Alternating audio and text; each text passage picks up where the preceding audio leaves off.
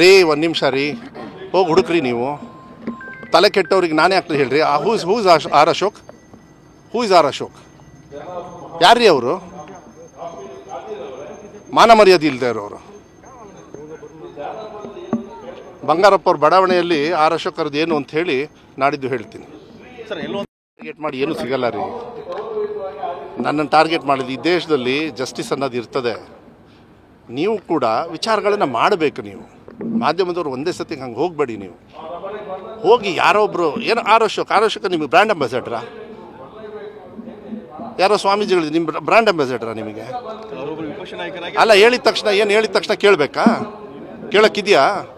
ಅವ್ರ ತಟ್ಟೆಯಲ್ಲಿ ಎಷ್ಟು ಜನರು ಇದ್ದಾರೆ, ಅವ್ರ ಅಕ್ಕಪಕ್ಕ ಹುಡುಕಿರೋರು ಗೊತ್ತಾ? 40,000 ಕೋಟಿ ಏನು ಕಾಂಗ್ರೆಸ್ ಶಾಸಕರ ಹೇಳಿದರು? ಯತ್ನಾಳ್ ಅವ್ರು ತಾನೇ ಹೇಳಿದ್ದು. ಯತ್ನಾಳ್ ಅವರಲ್ಲನ್ರಿ ಡೆಪ್ಟಿ CM ಯಾರು ಇದ್ದಿದ್ದು? ಇದೇ ಅಶೋಕ್ ಅವ್ರು ತಾನೇ. ಯಾರು ಮುಖ್ಯಮಂತ್ರಿ ಇದ್ದಿದ್ದು ಅವಾಗ? ತಗೊಳ್ಳಿ ನೀವು ಸ್ವಲ್ಪ ಪಟ್ಟಿ ನೋಡಿ, ಯಾರಿದ್ರು ಮುಖ್ಯಮಂತ್ರಿ?